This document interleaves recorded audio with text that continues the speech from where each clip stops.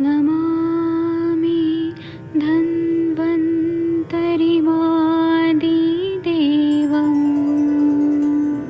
सुरासुरैर्वन्दितपादपद्मम् लोके जरामृत्युनाशं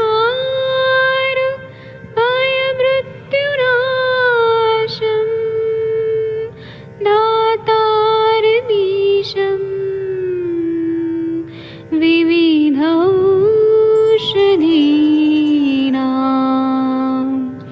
शङ्खं चक्रं जलौकां दधतं मृतघटं चारुतोर्भिश्चतुर्भिः सूक्ष्मस्वच्छादिरुद्यं शुकपरिविलसन् मौलिमं भोजनेत्रम् कालाम्बोदोज्ज्वलाङ्गं कटितटविलसत् चारुपीताम्बराढ्यं वन्दे धन्वन्तरिन्तं निखिलगदमिव प्रौढदावाग्निनीलम्।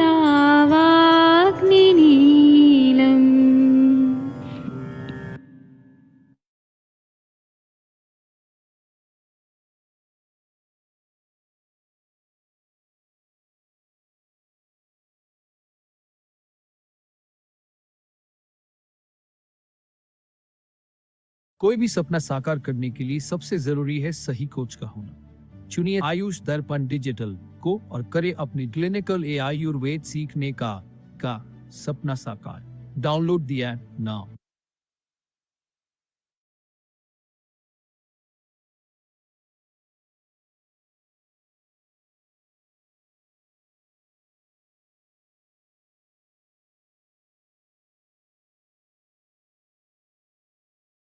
प्रभात सभी वैद्यगणों को प्रातःकालीन इस माधव निदान के सत्र में आप सभी का स्वागत है।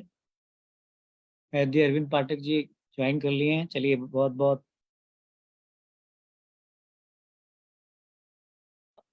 सुप्रभात आपको वैद्य जी।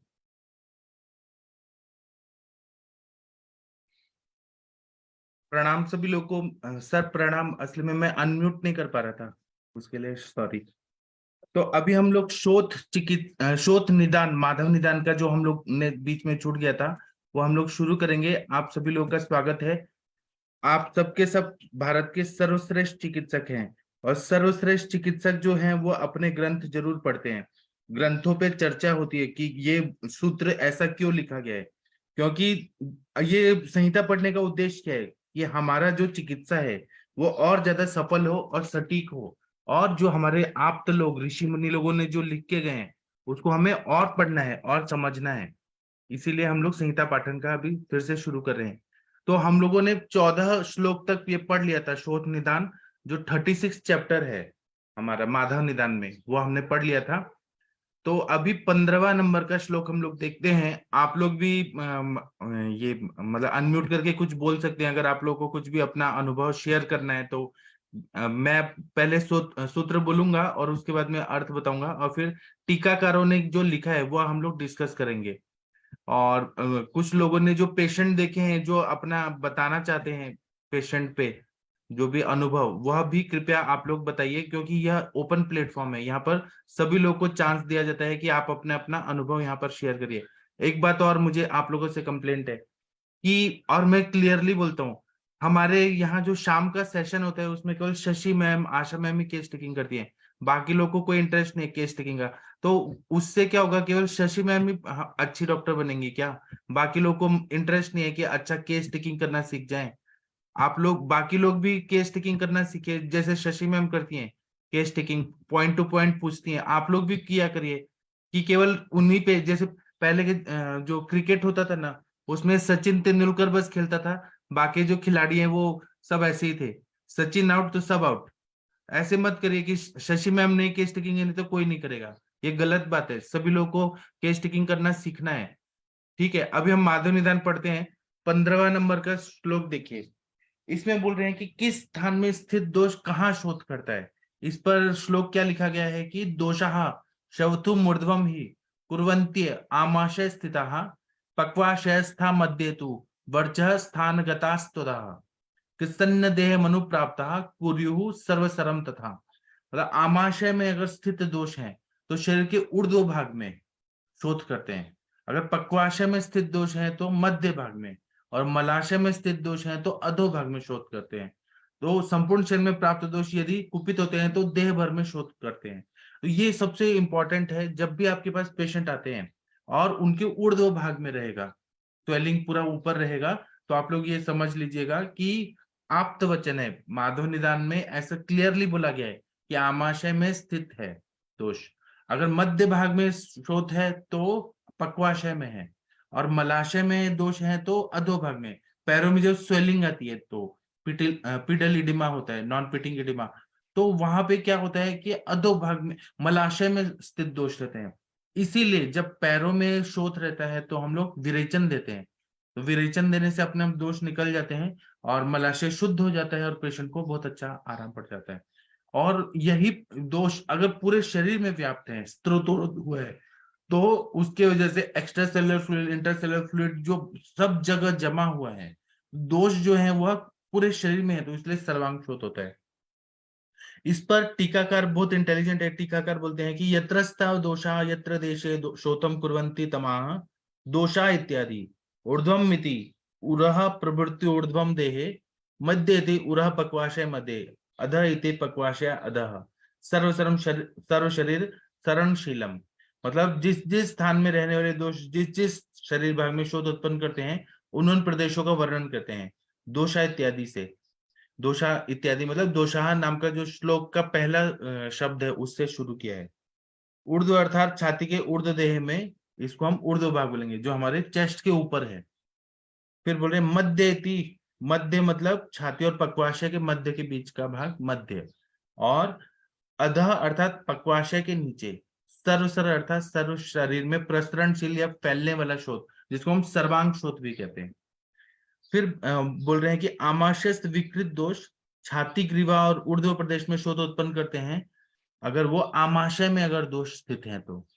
पक्वाशय में है तो स्थित दोष शरीर के मध्य भाग मतलब नाभि और हृदय के बीच में शोथ उत्पन्न करते हैं।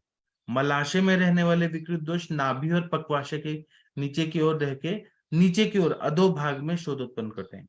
और सर्व शरीर में फैलने वाले विकृत दोष सारे शरीर में फैलने से सर्वांग शोथ मतलब सर्वशर शोथ को उत्पन्न करते हैं। यह एकदम बेसिक पॉइंट है। आप लोगों ने ऐसे पेशेंट देखे हैं? अर्चना मैम, आप कुछ बोलना चाहेंगी? सर्वांग शोथ और ऊर्ध्व शोथ ऐसे पेशेंट देखे हैं तो कृपया बताइए। अनम्यूट कर पा रहे हैं क्या? एक मिनट रुकिए, मैं अनम्यूट करने का ऑप्शन देता हूँ। हाँ, अर्चना मैम आप बोलना चाहेंगी? हाँ ऐसे पेशेंट देखे हैं?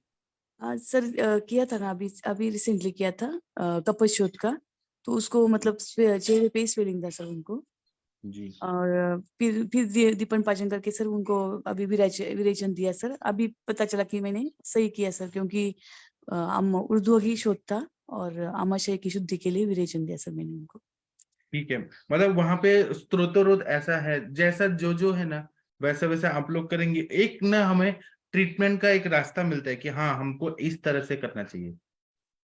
आप आमाशय को विरेचन से भी शुद्ध कर सकते हैं, वमन से भी शुद्ध कर सकते हैं, जो आपको सही लगता है वो करिए। लेकिन एक बार ये पता चल जाता है कि शोथ यहाँ पर है, मतलब दोष यहाँ पर है, ये हमें पता चल जाता है। ठीक है, कंचन मैम नहीं उठी हैं। कंचन मैम आती हैं तो बहुत अच्छा बताती हैं। ठीक है, आगे बढ़ते हैं। 17-18 नंबर का श्लोक देखते हैं आगे का। ये साध्य असाध्य शोथ, कौन से शोथ जो हैं वो साध्य होते हैं, कौन से असाध्य होते हैं। यो मध्य देशे शवतु स कष्ट सर्वगश्च यः अर्धांगे रिष्टभूतः स्यादश्च ऊर्ध्वं परिसर्पति श्वासः पिपासा छर्दिश्च दौर्बल्यं ज्वर एव च यस्य चान्ये रुचिर्नास्ति शवतुं तं विवर्जयेत्। अन्योपद्रव कृतः शोथः पाद समुत्थितः पुरुषम हन्ति नारीं च मुखजो गुह्यजों द्वयम् नवोनुपद्रव शोथः साध्यो साध्य पुरेरितः। विवर्जित कुक्ष रुद्राश्रितम च तथा गले मर्मणि संश्रितम च। ये हमारे सर ने हमें क्लिनिक में दिखाया है। जो भी ये बोला है ना सूत्र, एकदम ऐसे ही पेशेंट आते हैं। स्थूलश्च खरश्चापि भवेद विवर्जयो यश्चापि बालस्थ स्थविरान बलानाम। मतलब शरीर के मध्य भाग में, जो छाती और पक्वाशय के बीच में और संपूर्ण शरीर में उत्पन्न शोथ होता है, वो कष्ट साध्य होता है। हमारे सर ने क्लिनिक में, जमदग्नि सर ने दिखाया है ऐसे पेशेंट कि देखो इनको ट्रीटमेंट कर रहे हैं ना, तो इतना तकलीफ हो रहा है। आधे अंग में जो शोथ होता है और ऊपर को चढ़ता है, वो असाध्य होता है। मतलब ये अरिष्ट सूचक के उधर भी जाता है। किडनी फेलियर के भी पेशेंट अगर आधे अंग में शोथ हो रहा है तो असाध्य होता है। और ये पुरुषों के लिए कहा गया है, स्त्रियों के लिए नहीं। और स्त्रियों को ऊपर के आधे अंग में शोथ होता है और नीचे उतरता है, मतलब ऊपर से नीचे की तरफ अगर हो रहा है तो वो असाध्य होता है। पुरुषों में नीचे से ऊपर चढ़ रहा है तो असाध्य होता है। फिर बोल रहे हैं जिस शोथ में श्वास, खांसी, प्यास, वमन, दुर्बलता, ये सारे उपद्रव हो रहे हैं, ज्वर, अन्न में अरुचि, अब श्वास हो रहा है, यहाँ इतना स्त्रोतरोध है कि प्राणव स्त्रोतस में भी जाके अवरोध कर रहा है, तो सांस फूलने लगता है, खांसी आने लगती है। वहां पे पूरा लंग्स में, उरस स्थान में पूरा कफ जमा है, वायु का प्रकोप हुआ है, उदान वायु, प्राण वायु का पूरा है।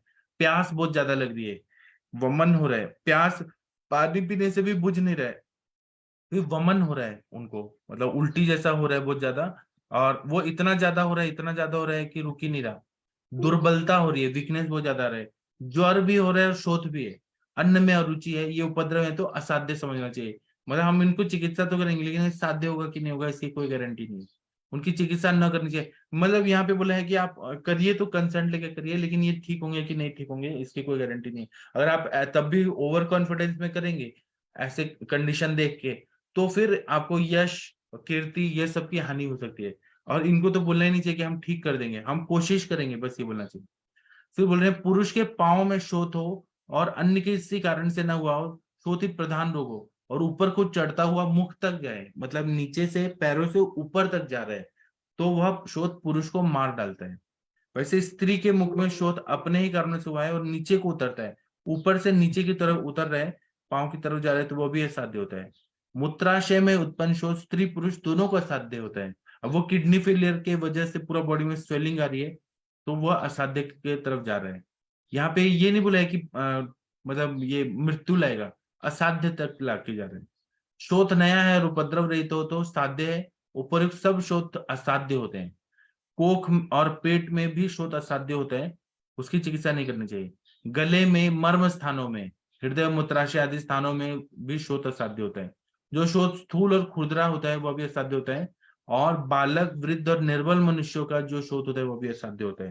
मतलब बहुत मुश्किल से ठीक होता है या नहीं ठीक होता है। इसमें टीकाकार बहुत इंटेलिजेंट है, वो बोलते हैं कि अतः परम कृच्छादि भेद माह यो मध्य देश इत्यादि मध्य देहगस्तम कष्टत्वम तद्देश तेषक शोथ प्रभाव सर्वगति सर्वदेहगामी। मतलब ये बोल रहे हैं कि कृच्छ साध्य और असाध्य शोथ के भेद लिखते हैं। यो मध्य देश इत्यादि मध्य शरीरस्थ दोष कष्ट साध्य होता है, क्योंकि तद्दश दोष का प्रभाव ही ऐसा है कि अगर वो मध्य शरीर में है तो वह कष्ट साध्य होता है, सारे शरीर में व्याप्त होने वाला। और दूसरा बोल रहे हैं कि जो शोथ मध्य प्रदेश और नाभि और हृदय में हुआ है, जो शोथ सारे शरीर में फैल गया है, वह कष्ट साध्य होता है।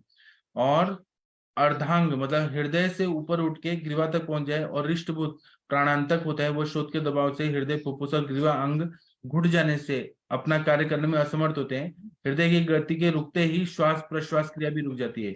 श्वास नलिका सूज जाने से श्वास प्रश्वास रुक जाता है और रोगी की निश्चित रूप से मृत्यु हो जाती है। इसलिए इसे रिष्टभूत मतलब जो अरिष्ट सूचक ऐसे होता है उसको लिखा है।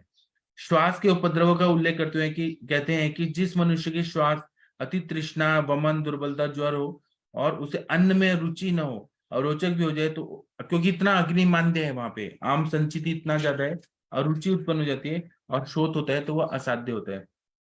उसी तरह से जो शोथ किसी दूसरे या पांडु आदि रोगों से उपद्रव न होकर अपने कारणों से उत्पन्न होने वाला हो, पांव से उठकर ऊर्ध्व देश तक जहां पहुंचे, ऐसा शोथ मतलब नीचे से उठ के ऊपर की तरफ जा रहा है पुरुषों में, तो वह असाध्य होता है।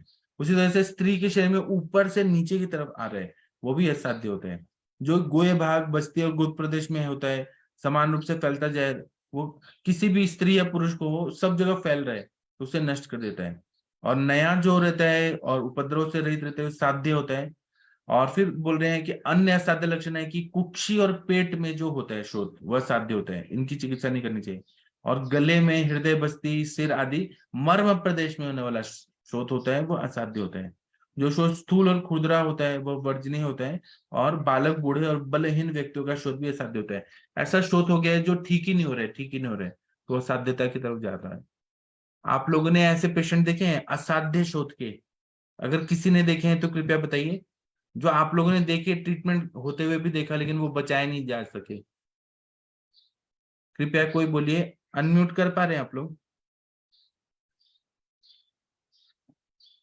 कोई बताना चाहता है? अश्विनी मैम, आपने देखे हैं क्या ऐसे पेशेंट असाध्य शोथ के? अभी मैंने एक ऐसा पेशेंट देखा था जिसका ना पूरा कृमि हो गए थे सिर में। मतलब एक भिखारी था, यहाँ पुणे में सारसबाग करके एक जगह है, तो वहां पे वो हाँ अश्विनी मैम कुछ बोलना चाहती हैं? जी नहीं सर, नहीं सर, मैंने हाँ, नहीं देखी सर। अच्छा ठीक है। तो वो ना एक भिखारी था। एक मैं रेस्टोरेंट करिए, इको हो रहा है। तो वो ना रश्मि मैम म्यूट करिए प्लीज। तो वो ना कृमि हो गए थे उसके पास, उसके सिर में हो गए थे पूरा। और कृमि इतने बड़े बड़े दिखते थे और उसका पूरा सिर में शोथ हो गया था और पूरा बॉडी में फैल गया था। फिर वो 7-8 दिन में ही उसकी डेथ हो गई। तो ये मैं सेकंड ईयर बीएमएस में था ना, तो ये मैं माधव निदान पढ़ता था। तो उसको मैंने एनालिसिस किया, पास से देखा भिखारी को, तो ऐसे ही हो गया था। कृमि भी था और शोथ भी था। और मर्म स्थान में जो लिखा है ना, मर्म स्थानों में असाध्य होता है, तो ऐसे ही मैंने देखा था। बाकी लोगों ने शोथ ऐसे देखे हैं असाध्य शोथ के, किडनी फेलियर के पेशेंट या पांडुजन्य शोथ के? नमस्ते, प्रणाम सर। हाँ प्रणाम सभी प्रणाम। को। सर, जब मैं पहले ट्रस्ट की हॉस्पिटल में जॉब करती थी ना, तब वैसे केसेस बहुत आते थे, एसाइटिस के, लीवर सिरोसिस के केसेस। तो उसमें जैसे लक्षण बताया ना, इसमें पेट में शोथ होना, पैरों में शोथ होना, और पर्टिकुलरली जो आपने बताया ना कि मेल पेशेंट्स में नीचे, ऊपर से लेके नीचे तक होने वाला शोथ, तो उसमें ऐसा शोथ मैंने हमेशा से देखा था।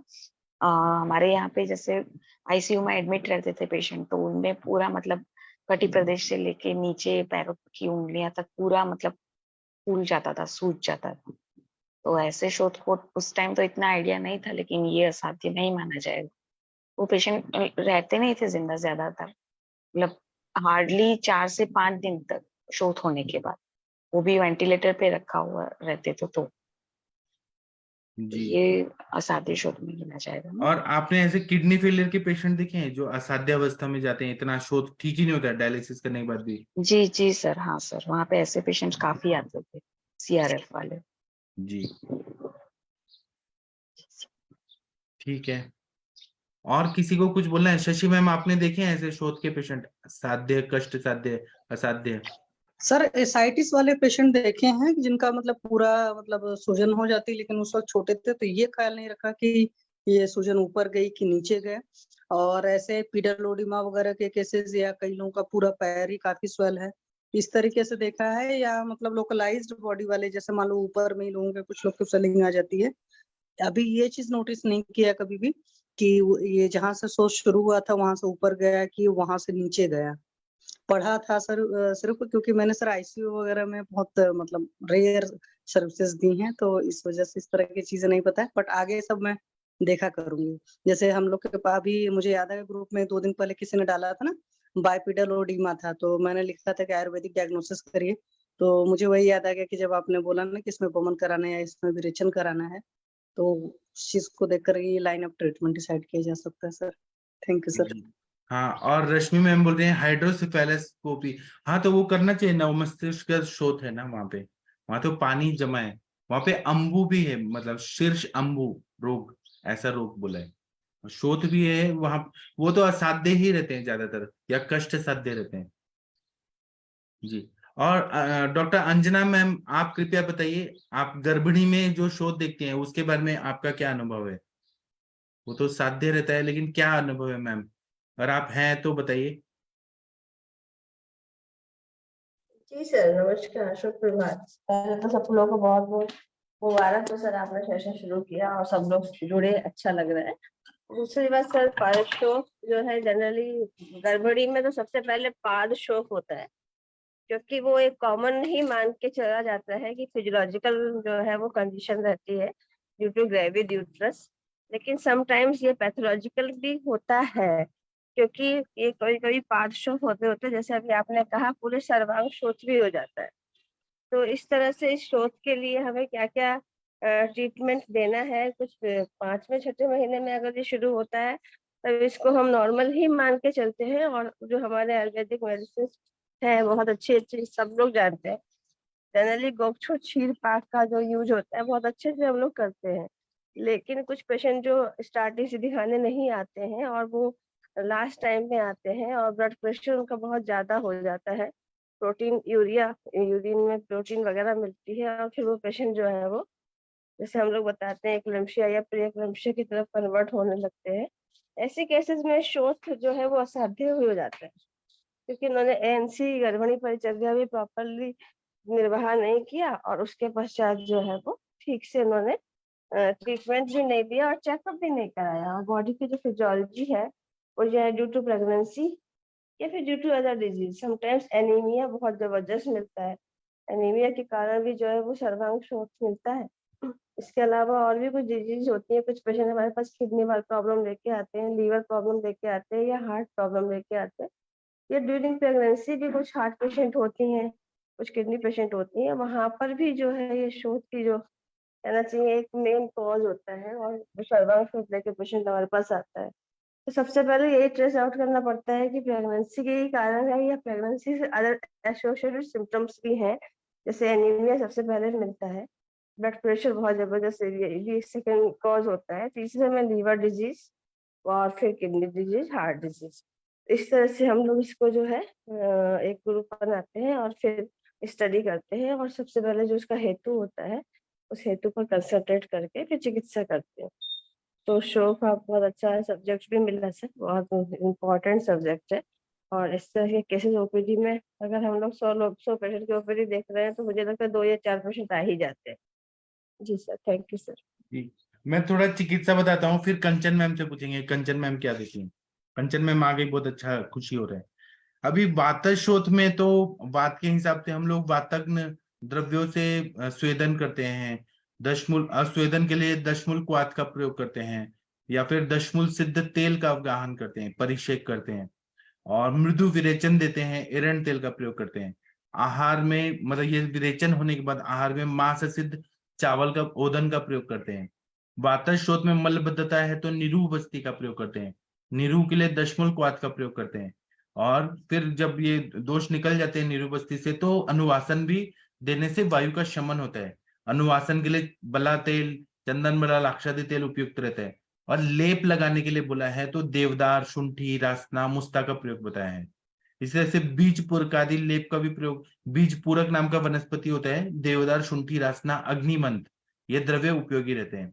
और मर्म प्रदेश में आघात होने वाला जो शोथ रहता है वातशोथ, जैसे हृदय मर्म में आघात हो गया तो हृदय को बल देने वाली चिकित्सा करते हैं, जो हृदय के स्नायु को बल देता है, तो कुपिलु यह द्रव्य श्रेष्ठ रहता है। कारस्कर कल्प ये और घृत के साथ देने से बहुत अच्छा फायदा होता है। मृग श्रृंग भस्म हृदय बल्य है, स्वर्ण भी हृदय बल्य रहता है, और लक्ष्मी विलास रस, ये सब का प्रयोग करने से बहुत फायदा होता है। दशमूलारिष्ट, अर्जुनारिष्ट का प्रयोग करने से हृदय बल्य होने से बहुत अच्छा फायदा होता है। पित्तशोथ होता है तो विरेचन देना चाहिए, विरेचन के लिए आरगवद, हरित की, आमलकी, निशोत्तर का प्रयोग करते हैं। और शमन के लिए तिक्तक घृत का प्रयोग करते हैं, आरोग्यवर्धिनी वटी, सुशेखर रस, दुर्वादी गण के द्रव्य, गुड़ुची, प्रवाल, चंद्रकला रस का प्रयोग पित्तशोथ में करते हैं। बाह्य लेप के लिए पुनर्नवा, हरिद्रा, चंदन, रक्त चंदन, फिर दुर्वा, फिर हरित की, उशीर, पद्मकाष्ठ, गैरिक का प्रयोग करते हैं। शीत प्रदेय परिषेक का प्रयोग करते हैं पित्तशोथ में, क्योंकि वहां पे उष्णता, तीक्ष्णता बढ़ जाती है, उसको कम करना है। कफशोथ रहता है तो इसके पेशेंट तो बहुत मिलते हैं, तो इसमें कटु उष्ण द्रव्य, विविध प्रकार के क्षार, मूत्र, तक्र, आसव रिष का प्रयोग करते हैं युक्ति पूर्वक। और बहुत ज्यादा दोष उत्कृष्ट है तो वमन कराना श्रेष्ठ रहता है, मदन फल पिप्पली का प्रयोग करके वमन कराना चाहिए, या फिर विरेचन कराना है, जैसे कि अभी अर्चना मैम ने कहा तो जयपाल के कल्प जैसे अश्वकंचुकी, इच्छा वेदी जैसे तीक्ष्ण विरेचन के द्रव्यों से हम लोग शुद्धि करते हैं शरीर का। इसी तरह से कफशोथ में वृक्क का मर्माघात होता है, मर्म का उपघात रहता है, तो मूत्र व स्त्रोतस पे कार्यकारी मूत्र विरेचनीय द्रव्यों का प्रयोग करते हैं।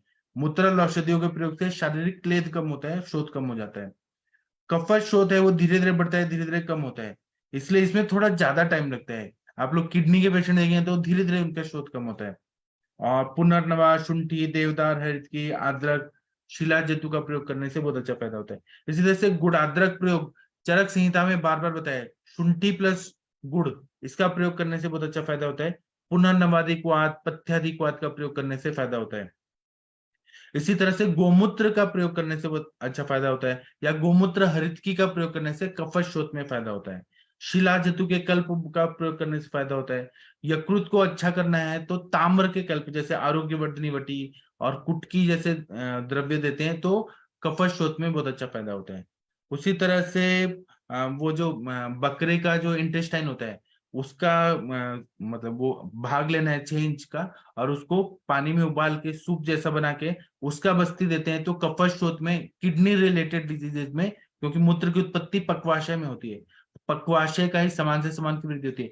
पक्वाशय से ही जो बकरे का जो पक्वाशय रहता है उससे ही सिद्ध हम लोग सूप का बस्ती देते हैं या फिर सूप पीने के लिए देते हैं तो मूत्र प्रवृत्ति अच्छे से होती है और सीआरएफ के पेशेंट में बहुत अच्छा फायदा होता है। इसी तरह से चंद्र प्रभावटी बहुत अच्छा काम करता है। पुनर्नवा गुग्गुल, पुनर्नवा रिष्ट, ये अच्छा काम करता है। अब कंचन मैम आप बताइए, आपके पास पेशेंट असाध्य आए क्या कभी?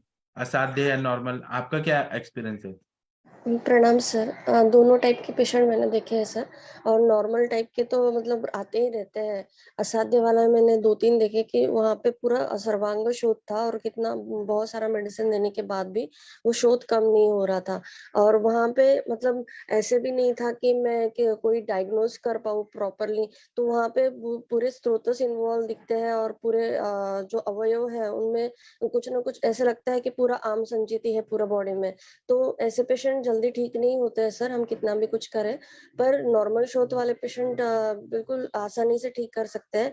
तो हर एक पेशेंट में हर एक व्याधि के हिसाब से, जैसे कि थायराइड है तो वहाँ पे भी हमें शोथ दिखता है, तो वो मोस्टली टिपिकल वो मॉर्निंग में सुबह उठने के बाद चेहरा जैसे फूला हुआ है ऐसी कंप्लेंट करते हैं, दोपहर में पूरा बॉडी फूला हुआ है, फिर शाम तक उनका बॉडी नॉर्मल हो जाता है। ऐसे वो सुबह से लेके शाम तक का उनका मतलब सुबह बढ़ जाता है और शाम को कम हो जाता है, ऐसे शोथ। तो वहाँ पे पुनर्नवा तो मैं चलाती हूँ, फिर वहाँ पे कांजनार है, त्रिकट्टू है, प्रवाल पिष्टी, गोदंती भस्म, इनका भी यूज होता है। मतलब आपने जैसे बताया कि हर डिसीज में चेंज होता है ट्रीटमेंट, तो बिल्कुल, पर पुनर्नवा ऐसी चीज है कि वो हर एक शोथ में हम दे सकते हैं। जैसे यकृत का शोथ भी हमें मिलता है, लिवर सिरोसिस के पेशेंट आते हैं तो पाद शोथ दिखता है, मुख शोथ दिखता है, उदर शोथ भी दिखता है उनमें, तो वहाँ पे मैं उदरामृत वटी है, लिवोग्रिड टैबलेट है, लिवामृत एडवांस टैबलेट है, उसके साथ फिर पुनर्नवा चला रही हूँ, आरोग्यवर्धिनी चला रही हूँ, तो वहाँ पे बहुत अच्छा रिजल्ट मिलता है।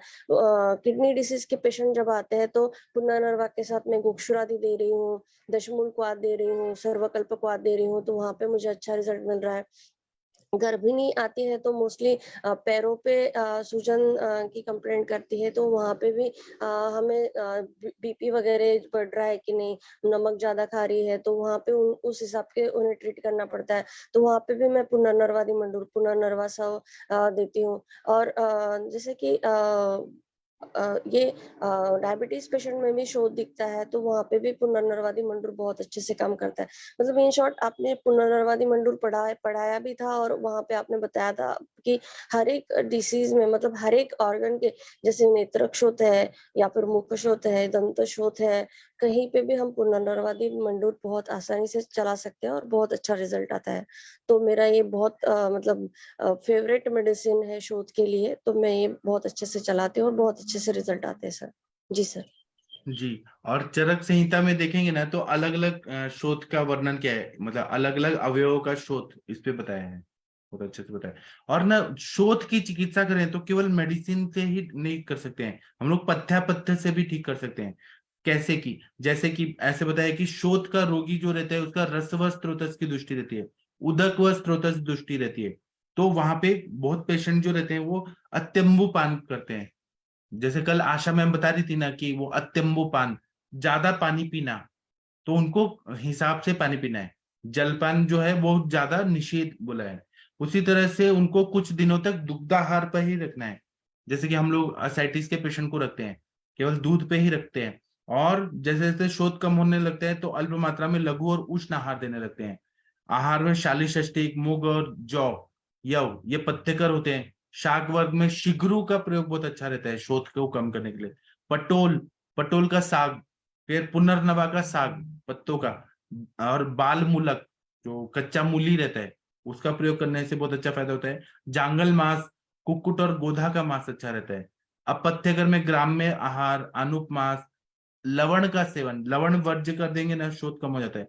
शुष्क शाक नहीं देना है। नया धान्य, दही, ये सब अभिसंधि रहते हैं। मध्य, पिष्ट में अन्न, अध्यशन करना, असात्म्य और गुरु विदाही अन्न, और शोथ में संपूर्णतः लवण वर्ज्य ऐसा आहार देना चाहिए। विहार में पूर्ण विश्राम देना चाहिए और पैर को ऊपर रखें। अगर पैरों में शोथ है ना तो पैरों को पिलो रख के और पैर ऊपर रखे तो वो शोथ कम हो जाता है। और डायबिटिक पेशेंट जो रहते हैं ना, जो मतलब मधुमेह के रोगी, उनको जो शोथ होता है ना तो उसमें पानी ज्यादा पीने की वजह से होता है। तो शीतल जलपान, कोल्ड ड्रिंक पीना, सूप जूस पीना, ये सब फिर वो वर्ज कर देना चाहिए। डॉक्टर वर्षा कौशिक मैम, आपके ससुर जी अभी कैसे हैं? उनको आप मतलब क्या दे रही हैं? वर्षा मैम आप सुन रही हैं क्या? ये खाना बना रही हैं? नहीं सर, नहीं बना रही हूँ। प्रणाम सर, प्रणाम सभी को। ठीक है, अभी सर पहले से तो बहुत अच्छे हैं। उनका दो बार मतलब उनको असाइटिस कम हो गया, शोथ? जी सर, अभी तो कम है। और वो खाने में क्या खा अभी रहे हम 2 बार कुछ कुछ खा लेते हैं, जैसे रात को दूध और रोटी खा रहे हैं, 2 रोटी और थोड़ा सा दूध, और दिन में खिचड़ी वगैरह या दाल चावल। हैं?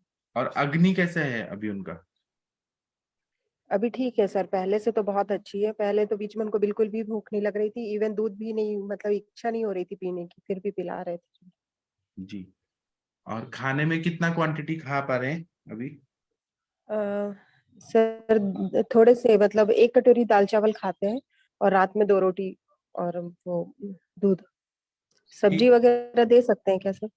हाँ दीजिए ना। और मेंटली अभी खुश हैं कि खाने को मिल रहा है उनको? वो सर खाने को तो ठीक है, लेकिन पता नहीं क्यों फिर भी उनके अंदर बहुत निगेटिविटी है अभी। कोई बात नहीं, ठीक हो जाएंगे। जी सर, एलोपैथी में तो आज कोई भी इलाज नहीं है ना? एलोपैथी में क्या है, कुछ भी तो नहीं है इलाज।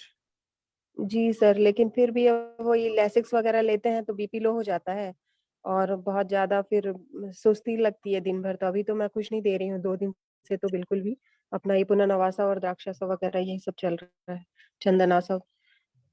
और और आम पाचक अब वटी कितना दे रही हैं? सर 30। ठीक है, 3 बार 10-10, है ना? जी जी हाँ। सर। हाँ तो पूरा ठीक हो जाएंगे, अभी 100 साल जिएंगे, पूरा ठीक हो जाएंगे। और आप ही ठीक करने वाली है उनको। जी सर, थैंक यू सर। हाँ। आप ना 1 महीना बाद या 2 महीना बाद ना एक बार सोनोग्राफी करके देखिएगा कि वो लीवर जी का क्या पोजीशन है, और लीवर जी फंक्शन टेस्ट भी करा लीजिएगा। जी सर। हाँ ठीक है। अभी और के लीवर फंक्शन टेस्ट तो नॉर्मल आए हैं सर, अभी 3-4 दिन पहले जो कराए हैं। पर अच्छा। वही लीवर की जो पैरेन्काइमा वही नॉड्यूलर आ रही है सोनोग्राफी में, और एक स्टोन भी आया है गॉल ब्लैडर में। वो तो ठीक हो जाएगा ना। हम स्टेप बाय स्टेप करेंगे, अग्नि बढ़ा देंगे, फिर उसके बाद में जी लीवर को अच्छा करने वाली बहुत दवाइयां हैं, वो मैं आपको जी बताऊंगा, सबको बताऊंगा। जी वो देंगे तो ठीक हो जाएंगे, पूरा ठीक हो जाएंगे। ऐसा पता भी नहीं चलेगा कि लीवर पैरेन्काइमल डिजीज कभी लाइफ में हुआ था, पूरा ठीक कर देंगे। जी सर, हाँ। चलिए, बहुत अच्छा, दिल से खुशी हो रहा है। ठीक है। Thank you sir. हाँ। और डॉक्टर रवि सर, आप कुछ बोलना चाहते हैं सर? जी सर, प्रणाम। हाँ प्रणाम सर, बताइए सर। जी सर, बड़ा अच्छा लग रहा है सर, मॉर्निंग सेशन स्टार्ट हो गया। हाँ सर। सर एक मेरा सवाल था इसी के संदर्भ में, क्या दूध और रोटी साथ साथ दे सकते हैं सर? किसको? जैसे मैडम बता रही थी दूध और रोटी ले रहे हैं। अभी क्या है, इनके ससुर जी को माइल्ड असाइटिस था ना, और जी जी। लीवर का सारा रिपोर्ट नॉर्मल आ गया है ना वर्षा मैम? जी सर, लीवर की रिपोर्ट्स पूरी नॉर्मल। और असाइटिस अब नहीं है ना, कुछ ऐसे सिम्टम नहीं है ना, तब खाने को दे रहे हैं। जी सर। हाँ। और अब उनको इतना अग्नि प्रदीप्त हो गया, इतना हो गया है ना कि अब कोई ऐसा कोई प्रॉब्लम ही नहीं है, जलोदर का अवस्था नहीं है सर, इसीलिए बोल दिया कि आप खाइए थोड़ा हल्का हल्का। हमारे ग्रंथ भी बोलते हैं कि लघु और उष्ण आहार और मतलब ऐसे संतर्पण करने वाला आहार दिया जा सकता है। अभी जलोदर नहीं है उनको, केवल लीवर पैरेनकाइमल डिजीज ऐसा डायग्नोस हुआ है, जलोदर की अवस्था से निकल गए, ठीक हो गए हैं। सर शायद ये पूछना चाह रहे हैं कि दूध के साथ में रोटी दे रही हूँ, सर बिना नमक की रोटी बना रही हूँ इसीलिए। हाँ, चाय पराठा ये सब नहीं देना है, नमक नहीं। हाँ हाँ, तो बिना नमक की रोटी दे रहे हैं दूध के साथ। और कितना रोटी देती हैं? सर 2 ही खा रहे हैं अभी तो। ठीक है ठीक है, आप केवल दूध पे रखेंगे तो चिढ़ जाते हैं, फिर वो इरिटेट हो जाते हैं। हाँ जी सर, और वीकनेस भी बहुत लगती है उनको, बहुत ज्यादा वीक हो गए हैं। जी। सर साथ में ये दूध जब भी देते हैं तो उसमें ये शतावरी कल्प ग्रैन्यूल या फिर धातु पौष्टिक चूर्ण वगैरह दे सकते हैं? अग्नि को देखिए, आप जब देंगी ना तो अग्नि मंद ना हो, बस 1-2 बार दे के देखिए। जी सर। और दूध में इलायची डालिए, शुंठी डालिए, बदल बदल के दीजिए। जी सर। हाँ, और ये बॉर्नवीटा हॉर्लिक्स ये सब मत दीजिएगा, वो सब ऐसे नहीं ही। नहीं, तो नहीं जी सर, वो सब नहीं देते, जी वो तो घर में यूज ही नहीं होता है, कोई बच्चे भी नहीं लेते। जी, ये सब बेकार चीज है, बॉर्नवीटा हॉर्लिक्स ये सब केवल मार्केटिंग है, असली में कुछ नहीं होता उससे। जी सर। जी मैम बच्चे को ही मत दीजिएगा, वो ना बड़ा उसमें अच्छा नहीं होता वो बच्चे के लिए भी। नहीं नहीं देती मैम, मेरे बच्चों को पसंद ही नहीं है। आप उसकी जगह वो पतंजलि का वो आता है ना आलमंड का बादाम पाक दे दीजिए ना। मैम अभी तो दूध ही बंद कर दिया है बच्चों का, एक तो पीती ही नहीं है कभी, और बेटे क्यों? में उसके साथ ये थी प्रॉब्लम कि उसका बहुत हेडेक होता रहता था, तो दूध बंद किया तो तब से ठीक हो गया। अच्छा। क्यों, दूध से अग्निमंद हो रहा था क्या? वो सर कुछ ज्यादा ही पीता था, फिर वो मतलब ये नहीं है कि एक बार बस लेगा दिन में, मतलब वो खाना नहीं खा के वो दूध ही लेता था दिन में 3-4 बार। तो हेडेक होता था? अच्छा। जी जी, मतलब ऐसा लगता था हम लोगों को, फिर बंद किया तो कम हो गया, लेकिन फिर भी उसका कुछ आई की प्रॉब्लम है, मतलब एक बार चेक कराने से चश्मा दिया है, और वो जब पढ़ाई करता है तभी ज्यादा होने लगता है। अभी छोटा ही है तो मैंने उसको चश्मा तो नहीं लगा रहा है, तो मैंने उसको वही अपना ये दिया था त्रिफलाघृत, और वो शुरू किया है सप्तामृत लो। जी मैम कितने साल का बच्चा है? अभी अभी 5 साल का मैम। हाँ मैम, मतलब आएगा चश्मा, मेरे बेटे को भी आई केयर वालों ने, यहाँ पे है बहुत फेमस है नोएडा का आई केयर, उन्होंने चश्मा बताया था, मैंने बनवाया जी भी था, लेकिन फिर मैंने 1-2 दिन लगाया, फिर वो लगा ही नहीं रहा था, तो मेरा बेटा उस समय 2.5 साल का था, फिर मैंने नहीं लगाया। वो बाद में आए, धीरे धीरे धीरे डेवलप हो गई, एक्सरसाइज वगैरह और खाने पे ध्यान दिया था मैंने, तो अभी तो ठीक है, अभी कुछ नहीं है, अभी तो वो 6.5 का हो गया। जी, ये तो कैसे उसको भी हेडेक होता था क्या मैम? है मैम? ज्यादा हेडेक नंबर नहीं होता था होगा, उसको? ज्यादा नहीं, नंबर नहीं होगा। ज्यादा नहीं, थोड़ा सा नंबर था उसको एक्चुअली वो वाला प्रॉब्लम बताया था ना मैंने, कंजक्टिवाइटिस वाला, एलर्जिक कंजक्टिवाइटिस, वो भी मैम अच्छा। ठीक हो गया, आप समय रहते और स्वर्ण कराते कराते वो भी कंट्रोल हो गया, अब तो वो बीमार पड़ता ही नहीं है। मतलब मैं अभी यही सोच रही थी कि 2-3 साल हो गए इसको, ये बीमारी नहीं पड़ा, कम से कम बीमार पड़ना चाहिए। फिर उस दिन वो उसको एक क्यों, दिन बुखार आया क्यों एक दिन, बीमार पड़ना चाहिए? क्यों बीमार पड़ना तो चाहिए? मैंने कहा नहीं चलो होना ठीक चाहिए। है, इम्यूनिटी बनी हुई है, कम से कम एक दिन आकर के ठीक हो गया तुरंत, तो जी मैम। ठीक है। जी, हरिशंकर। सर मेरा जो पेशेंट है ना, मेरी जो संशोधन कर्म चल रहा है, हाँ, उसको बदरू हो गया बहुत ज्यादा, मतलब स्किन ऊपर से कोल्ड है। लगाइए, ऊपर से कुछ भी लगाना है तो गंधक मलहम या ऊपर से लगाइए। अभी संसर्जन क्रम में क्लियरली बोला है कि औषध आहार कुछ नहीं देना और है। इतना उसको दर्द हो रहा है उसमें, और बहुत खुजली हो रही है, तो वही और परिमार्जन चिकित्सा में आप कुष्ठग्न का तेल या नीम का ये लेके कल्क बना के पूरा बॉडी में लगा दीजिए, दर्द। सर वो तो शुरू से लगा रही है, जब से मतलब चालू हुआ था दीपन पाचन वगैरह, लेकिन नहीं तो उससे अभी आराम नहीं पड़ रहा है। संसर्जन क्रम कंप्लीट होने के बाद कुछ करिए, धावन इंटरनल कुछ वगैरह नहीं। करने के बाद फिर क्या करूं मैं, कुछ लगाती हूँ, क्रीम ही लगाती हूँ। दर्द सर ये पीले एकदम, एक तो है लाल रंग का वो, और उसमें इतनी खुजली और दर्द दर्द हो रहा है, पता नहीं। आप कैलाश जीवन को हल्दी में मिक्स करके कैलाश जीवन लगा दीजिए, ठीक हो जाएगा। सर यहाँ अभी तो क्या उसको ऑनलाइन पतंजलि मिलते में हैं नहीं ना, है कुछ क्या? पतंजलि में पतंजलि में कंचन मैम बताएंगी, कुछ है क्या? है क्या? क्या एप्लीकेशन किसके लिए चाहिए मैम? मैम उसको ना, लड़की को दद्रू बहुत बड़े बड़े हो गए हैं उसके, स्किन फोल्ड होती है ना वहां पे, ग्रोइन रीजन में और बिलो ब्रेस्ट, और उसको सेंसिटिव कम चल रहा है। उसने बताया नहीं था मेरे को मतलब इसके पहले, और अभी बताइए मेरे को, तो मैंने कहा चलो विरेचन हो गया है। लेकिन ना जब से मैं देख रही हूँ वो घृतपान कर रही है, तब से उसको बहुत बहुत अति खुजली हो रही है। तो शुरू से उसने नीम का कल्क लगाया था, फिर कल मैंने बोला कि नहीं उससे आराम पड़ रहा है, तो मैंने कहा कि अभी रात में देख लो, तुलसी जी वगैरह लगा लो, फिर कल आके दिखाना मुझे। हाँ, यहाँ पे मेरे यहाँ पे कायाकल्प तेल है ना, तो वो भी एक अच्छा फायदा करता है। और प्लेन एलोवेरा भी लगाने के लिए बोलेंगे ना, तो वहाँ पे इचिंग कम होती है। और जैसे कपूर और नारियल तेल मिक्स करके भी हम लगाते हैं। नीम तेल तो आप मतलब नीम का कल्क तो आप लगा ही रहे हो, वो भी फायदा करता है। बस यहाँ पे ना हाइजीन बोलते हैं कि वो पेशेंट का अच्छे से मतलब कपड़े अच्छे से धोए गर्म पानी में, और जब भी पहने तो इस्त्री करके पहने। और नहाने के लिए बोलना, थोड़ा गर्मी भी अभी स्टार्ट हो गया है ना, तो नहाने के लिए बोलना 2 टाइम एटलीस्ट, तो भी कम हो जाता है। और इंटरनल तो आप मेडिसिन चला रहे होंगे, है ना? नहीं, नहीं अभी मैम, अभी तो संसर्जन कम संतुलन कम चल रहा है। अच्छा, तो ये इतना भी बोल देंगे तो फिर बाद में संसर्जन क्रम खत्म होने पे फिर आप मेडिसिन चला देना उसके साथ। हाँ, फिर तो बहुत सारे ऑप्शन है अभी के लिए, कि वो है दूर है अभी, इसलिए मैंने पूछा था। ठीक है सर, ठीक है। सर इससे मिर्चियादी तेल भी तो लगा सकते हो, उसका इफेक्ट कैसा रहेगा? बर्निंग होगी क्या? क्योंकि वो दाग है उसमें थोड़ा सा। हाँ, दाग आपका इको कर रहा है। सर पता नहीं क्यों इको करता है। हेलो। नहीं, मैं बोलूंगा इको करेगा। इको करेगा, में डर लग रहा है। सर ठीक आपकी है, आवाज ठीक आ रही है मुझे। ठीक है, ठीक है। अभी देखिए इको नहीं हो रहा है। इसमें महामरीचादी तेल कर सकते हैं ना, खुजली कम कर देता है वो, या गंधक द्रुति। पर सर रेडनेस है मैम जैसा बोल रहे हैं, तो दाह तो नहीं होगा मिर्चियादी तेल लगाने पे? वो पेशेंट को दाह का कंडीशन है क्या मंदाकिनी मैम? दाह नहीं है, पर रेड है कंडू है। पूरी तरीके से। हाँ, कंडू और दर्द है। कंडू है तो महामरीचादी तेल अच्छा है, सही है। ठीक है या नीम तेल आता है, नीम का तेल बहुत बढ़िया काम करता है। जी सर, ठीक है। हाँ, बाकी लोग कुछ पूछना चाहते हैं, बताना चाहते हैं तो बताइए कुछ। और सर वो डॉक्टर रवि कुमार सिंह सर, आपके वो पेशेंट का जी क्या सर। हाल है? जो मैडम की कौन से सर?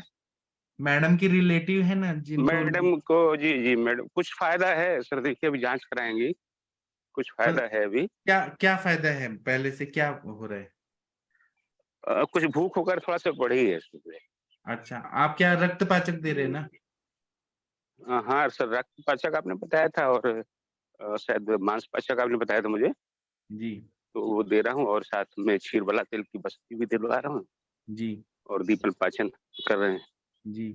आप कितने इंटेलिजेंट सर हैं, मतलब कितना आपको इतना नॉलेज है, कितना बढ़िया। सर आपकी वैसे ही हुआ सब संभव।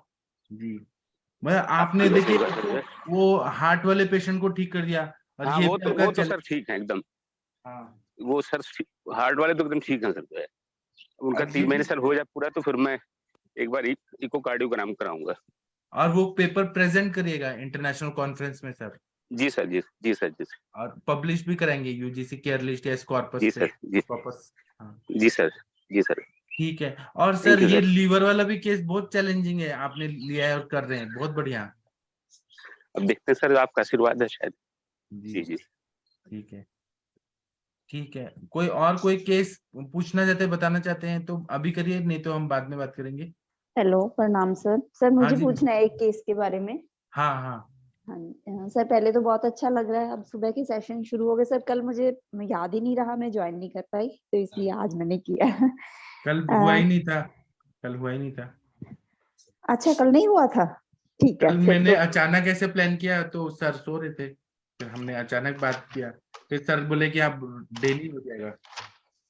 ठीक है, ठीक है। सर मेरे को एक ना पेशेंट है, लेडी पेशेंट है, 64 ईयर। उनको मैं अक्टूबर एंड नवंबर से वो चल रहा था ट्रीटमेंट। उनके इचिंग और ददोरे उत्पन्न होते थे उनकी पूरी बॉडी पे, और सिर पे कई बार ज्यादा रहता था सर उनको। जैसे मैंने स्टार्टिंग में ऐसे दीपन पाचन कर, और सर हेतु उनका यही था कि लॉकडाउन के बाद में से उन्होंने जैसे वीगन डाइट वगैरह, उससे पहले तो सब ऐसे विरुद्धाहार विहार भी उनका थोड़ा ऐसा है कि लेट सोना रहता है, ग्रैंड चिल्ड्रन के साथ वो बिजी रहती हैं, तो सुबह भी लेट उठना होता था, ऐसा ये रीजंस थे बनते। फीवर आया था उनको लॉकडाउन पीरियड में, बट कोविड तो नहीं था, 2-3 दिन में ठीक हो गया था। तो सर उसका सारा मैंने ध्यान करके जैसे आम पाचक वटी और आरोग्यवर्धिनी मुस्ताघन पाउडर, ऐसे रस रक्त पाचक, नृपति वल्लभ रस, दाड़िमाष्टक चूर्ण, विपत उनकी कंडीशन के अकॉर्डिंग, जैसे आपका मेरे पास वर्ण्यगन काढ़ा पड़ा था और एक कंडूग्न घन टैबलेट थी सर, ऐसे देती रही सर। ये है कि 4-5 महीने जैसे 4-5 महीने हो गए, तो इसमें सर उनकी ये कंडू में तो उनको काफी बेटर लगा। इसमें ददोरे जो उठते थे वो उनका पहले से कम है, जो उनका व्यास था सर। बट ये है कि उन्होंने अभी अचानक से ना अपने यहाँ से ही उन्होंने टेस्ट करवाए, तो उनका एक विटामिन डी और विटामिन B12 पहले से बहुत कम आ गया, जो उनका मेरे से ट्रीटमेंट करने से पहले से उनकी जो रिपोर्ट थी उसके अकॉर्डिंग उनका विटामिन डी जो था 70 था, अब जैसे 40 है, और B12 जो उनका 197 था वो 105 है सर। इसकी वजह से पेशेंट कुछ ज्यादा वरीड है, अदरवाइज उसको जो तकलीफ लेके आया था उसमें बेटर है, मतलब इचिंग वगैरह खुजली उस सब में वो ठीक है। तो सर इसके लिए मैं कुछ मतलब एक हाँ, तो कंचन मैम कोई पतंजलि ने कोई टैबलेट निकाला है ना जो विटामिन B12 और विटामिन डी के लिए कुछ नया आया है जी ना? सर, न्यूट्रेला का B12 है और न्यूट्रेला का ही D2K करके आता है, तो उसका वो दे रहे हैं, तो मैम काफी अच्छा मतलब इंक्रीज मिलता है विटामिन डी और B12, मतलब रिजल्ट अच्छा आ रहा है उसका। ठीक है, तो पतंजलि का ये D2K टैबलेट है मैम, डेली लेना? हाँ हाँ, तो उसकी डोज आप मतलब समझो विटामिन डी बिल्कुल भी डिफिशिएंट स्टेज में है, मतलब 5-6, तो फिर आप 2-2 भी खिला सकते हो, 2 सुबह 2 शाम, ऐसे आप 15 दिन के लिए फिर उसको टेपरिंग डोज में थोड़ा कम करके भी दे सकते हो। तो जैसे कंडीशन है उसके हिसाब से डोज डिसाइड करना। अच्छा ठीक है, तो ठीक है मैम, ये तो मैं करूंगी। और एक सर उनकी ना गृहिणी की नहीं मेरे से अभी तक कंट्रोल हो आप पाई। पंचामृत पर पट्टी दीजिए ना, और आशा वरिष्ठ कुछ ऐड कर दीजिए, जैसे चंदन आसव, उशिर आसव, ऐसे कुछ दे दीजिए, या द्राक्षस। अच्छा ठीक है, तो सर ये आशा वरिष्ठ मैंने इसलिए नहीं दे पाई थी कि उनको ये थोड़ा पित्त प्रधानता थी, तो कई बार पेशेंट्स को ना ये बड़ी रहती है, तो इसका कोई देने में ये नहीं, दे पित्त सकती हूँ प्रधानता मैं? है तो पानी के साथ चंदन आसव, उशिर आसव, सारे वाद्यासव दे सकती है ना पानी के साथ, ठीक है सर, ठीक है या सर। उनको ना द्राक्षस। 3-4 बार रहता है मोशन जाने का, और मोशन सेमी सॉलिड ही है, प्रॉपरली फॉर्म नहीं है। वो तो क्या सर इसको सरदार ग्रैनी जी हैं क्या? वही सरदार जी हैं क्या जिनको बहुत नहीं ज्यादा सर, लेडीज नहीं सर, फीमेल पेशेंट सर। नहीं वो तो ठीक हो गए थे, वो मिले थे मेरे को एक बार अभी 2 महीने पहले, तो वो हाँ कहते कि अब मैं ठीक हूँ, मेरे को दवाई की जरूरत नहीं है, तो मैंने कहा ठीक है। करनी तो पड़ेगी सर ये फीमेल है। अच्छा, मैं एक बात आप लोगों को एक चीज बताना चाहता हूँ। डॉक्टर नवजोत कौर मैम शायद 2 साल पहले आई थी, तो ये मैम बहुत डर डर के सुनती थी, बताती थी। आज देखिए कितना अच्छा से संप्राप्ति बता रही हैं, चिकित्सा बता रही हैं, मतलब ऐसा लग रहा है कि कितना, मतलब कितना नॉलेज है आपको। नहीं सर, अभी तो सीख ही रही हूँ सर, आप बहुत अच्छा समझाते लेकिन हैं तो। आपने कितना अच्छे से हेतु बताया, संप्राप्ति बताया, चिकित्सा बताया, और रिजल्ट भी बता रही है कि आ रहे, कितना अच्छा हो गया आपका। जी सर, थैंक यू सर, आप ही समझाते हैं सारा। तो सर ये पंचामृत पर्पटी का कैसे, मैंने कभी पर्पटिकल यूज नहीं किया, तो ये कैसे देना शुरुआत करना, ये कितना डोज में? महाराष्ट्र में तो टैबलेट फॉर्म में आता है, तो 2-2 गोली सुबह शाम तक्र के साथ देते हैं हम लोग, अच्छा पंचामृत। मैं भेज दूंगा आपको चाहिए तो। तो सर, पर वो पेशेंट ना दूध मिल्क एंड मिल्क प्रोडक्ट्स बिल्कुल नहीं ले ठीक है, रही। तो पानी के साथ तो ले, पानी के साथ ले। परपटिकल्प से अग्नि अच्छा होता है, या फिर अग्रहणी को ठीक करना है तो आप दाढ़ी मास्टक चूर्ण, अजमोदादी चूर्ण, लवण भास्कर चूर्ण, हिंगवाष्टक चूर्ण, ऐसे दीपन पाचन चूर्ण दे दीजिए। अच्छा ठीक है सर, अभी तो ठीक है लवण भास्कर का टैबलेट भी आ रहा है, उस टैबलेट से भी बहुत जल्दी जल्दी फायदा। ठीक है, ठीक है सर। स्नेहन में घृत तो मैंने घृत पान तो करवाती रहती हूँ, बट फिर हाँ, भी अभी उसको ना 3-4 बार उसे जाना पड़ता है, प्रेशर डालना पड़ता है। तो सर ये क्या है कि ज्यादा विरेचन से तो नहीं, ऐसी जो विटामिन डी डेफिशिएंसी है, मतलब हो सकता है। हो मैं सकता है। त्रिवृत लेहम देती थी उनको नित्य विरेचन में, हो तो सकता क्या है, सर कोई बात उसकी? नहीं। वो न्यूट्रेला का मैम बता रही है ना, कंचन मैम, वो दे दीजिए, हो जाएगा ठीक। जी जी, जैसे सर अभी पहले त्रिवृत लेहम दिया था, तो उसको अब मैं बंद करके कौन सा दे सकती हूँ जो ऐसे पेशेंट नहीं में तो ठीक है? विरेचन देना जरूरी ही है क्या, कि रोज नित्य विरेचन होना ही चाहिए? उनका सर पहले ग्रहणी कला ठीक करिए, घृतपान कराइए, तो अपने आप पेट साफ होगा ना। ठीक है सर, ठीक है, ये मैं उसको बंद करने डिपेंडेंसी मत करिए कि विरेचन का द्रव्य लेंगे तभी पेट साफ होगा। जी जी जी सर, ठीक है सर, मैं इसे और करके कल फिर बताती हूँ। नवजोत कौर मैम ने क्या केस टेकिंग किया, मतलब शशि मैम भी सोचने लगी कि इतना बढ़िया केस टेकिंग मैम कर दी है। नहीं सर, मैं तो बीच बीच में कुछ भूल भी जाती हूँ, इसीलिए मैंने कहा मैं करती हूँ तो थोड़ा पता भी चलेगा। सर ऐसा नहीं है, अभी और सीखना है सर, हेतु कैसे निकालना सबसे है। अच्छा शशि मैम करती हैं, देखिए जी जी सबसे सर, अच्छा बहुत करती है। अच्छा कर, हाँ जी हाँ जी ठीक है, आशा मैम कुछ बोलना चाहती हैं जी, आप? Thank you sir. Thank you ma'am. जी सर। सर ये जो कंचन मैम बता रही थी ना विटामिन D2 के वाली कैप्सूल और न्यूट्रेला, तो मैम उसमें कंटेन क्या है, थोड़ा बता सकते हैं क्या B12 के लिए, जो मैम ये पतंजलि की टेबलेट? दोनों का कॉम्बिनेशन किया है, जैसे आयुर्वेदिक भी है उसमें बहुत सारे मेडिसिन और जी एलोपैथी भी उन्होंने यूज किया है, मतलब ये ऐसे कॉम्बिनेशन है। ये फर्स्ट कॉम्बिनेशन है, मतलब यहाँ पे उन्होंने जब लॉन्च किया था तो हमारा मीटिंग जब हुआ था ना, तो उन्होंने ऐसे बोला था कि ये पहला कॉम्बिनेशन ऐसा है कि एलोपैथ और आयुर्वेद को एक साथ मिला के किया है। मतलब यहाँ पे हम ऐसे नहीं बोलेंगे कि ये पूरे मेडिसिन जो न्यूट्रेला का बने हुए हैं वो आयुर्वेदिक है करके, पर इसके रिजल्ट आ रहे हैं। जैसे कि इस यो आप अगर गूगल पे सर्च करेंगे तो हर एक न्यूट्रेला के प्रोडक्ट्स के कंटेंट्स आपको वहां पे मिल जाएंगे। तो इजीली, मतलब बहुत सारे न्यूट्रेला का प्रोडक्ट्स है, एक ही नहीं है, दो ही नहीं है, बहुत सारे हैं। तो आपको लिस्ट ही मिल जाएगी, आप पूरा सर्च करिए वहां पे। ठीक है मैम। नहीं, मैं सिर्फ इसलिए जानना चाहती थी कि अगर ऐसा कुछ रिजल्ट ओरिएंटेड मेडिसिन है तो हम उसके कंटेंट लेके उससे रिलेटेड ऐसा कुछ भी दे सकते हैं, हाँ जिसके पास वैसे पतंजलि की प्रोडक्ट मेरे हिसाब से अवेलेबल तो वो नहीं है पूरा तो। हर्बल ही है, वो न्यूट्रेला का जो मैंने देखा ना, विटामिन बी का, वो पूरा हर्बल है, बहुत अच्छा फायदा हो रहा है। मतलब हर्बल सर कुछ ना कुछ डाला है, पर उन्होंने जैसे डी में भी डाला है और बहुत सारे जो बाकी के भी प्रोडक्ट्स है ना, तो उसमें किया है उन्होंने, जैसे कि क्या? बोन बोन हेल्थ में है। मैं आपको ना आज दोपहर में एक पैम्पलेट डालती हूँ, तो उसमें वो पूरा लिखा हुआ है।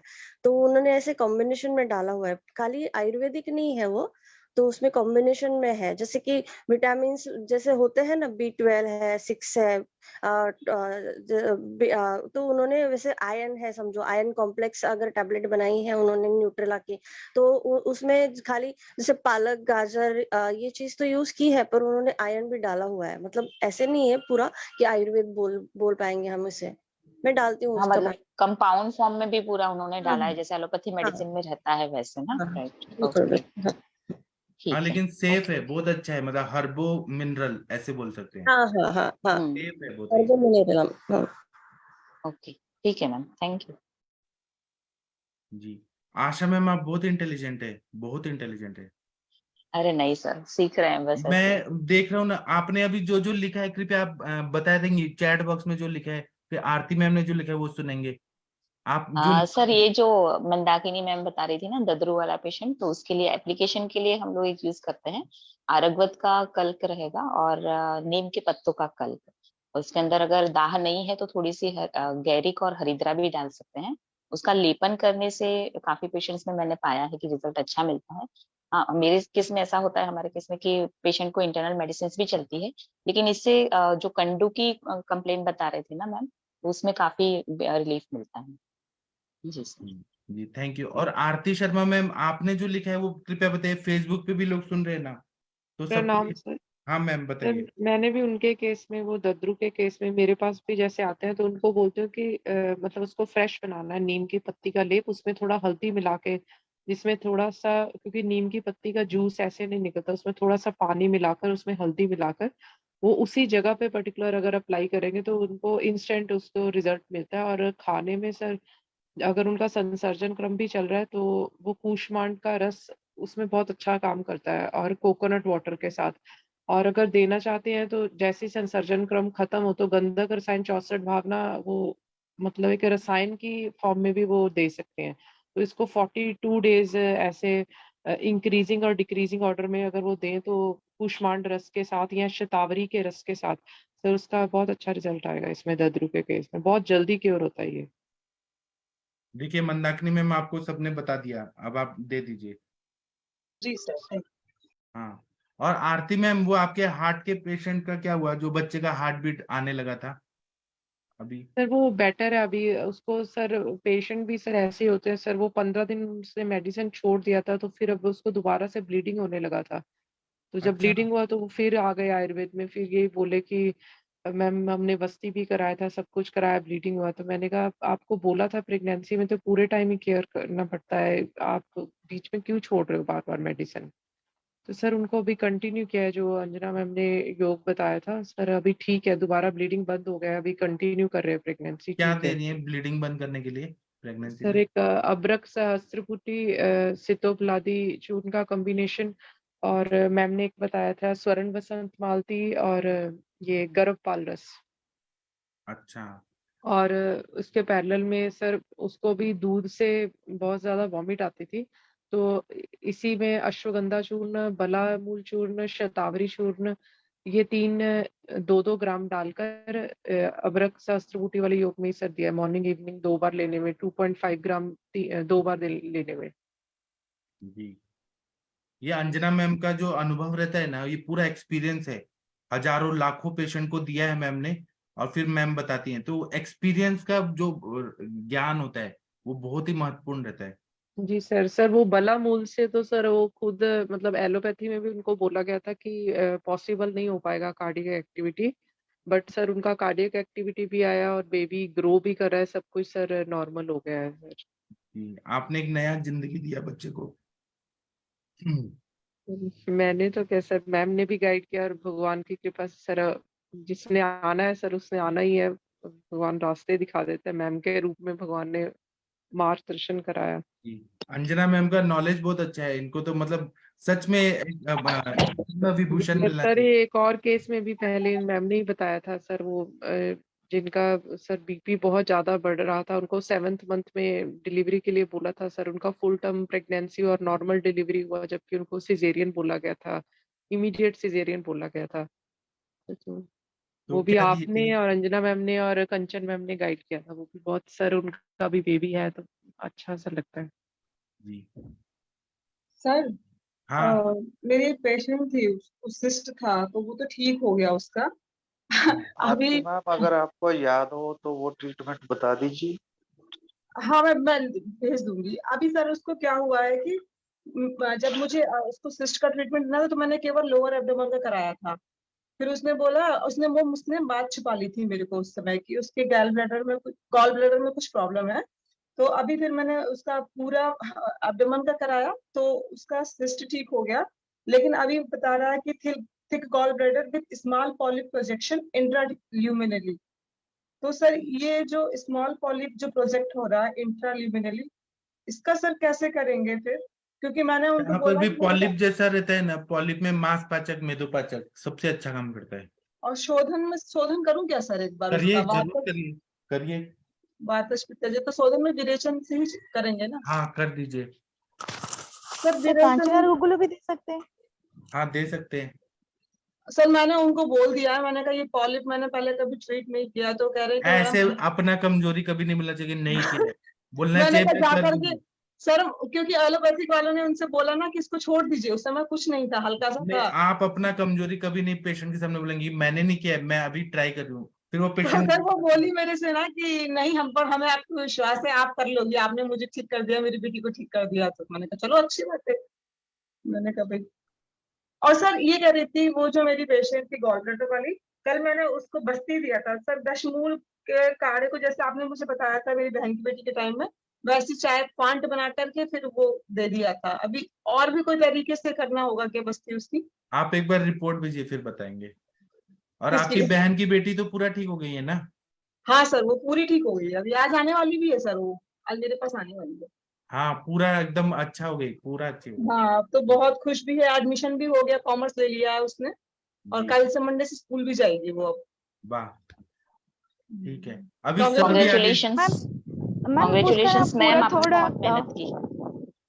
हाँ मैम, वो केस का पूरा डिटेल में थोड़ा ग्रुप में डालेंगे शुरू से, क्या कंप्लेंट, डायग्नोसिस और वो ट्रीटमेंट डायग्नोसिस ही नहीं हो रहा था उनका, वो बोले थे टीबी है, अरे ये है, वो वो मैं है। बताऊं क्या हुआ, वो यहाँ से सरकार दवा जा रहा था, फिर इसको सिस्ट वो हो गया ना, रीनल सिस्ट हो गया था, क्या तो हो गया था उसको। फिर वो उसको इतनी जलन होने लगी, उसकी मम्मी नौकरी करने वाली थी, अब वो गन्ने के रस पे रख दिया उसको, गन्ने का रस पी पी कर उसको हो गया टाइफाइड, सीवियर टाइफाइड हो गया। और वो एमसी उसकी जो है हर 15 दिन से छोड़ के 10-10 दिन पर हो गई। वो लड़की बेहोश होकर गिर पड़ी बाथरूम के पास।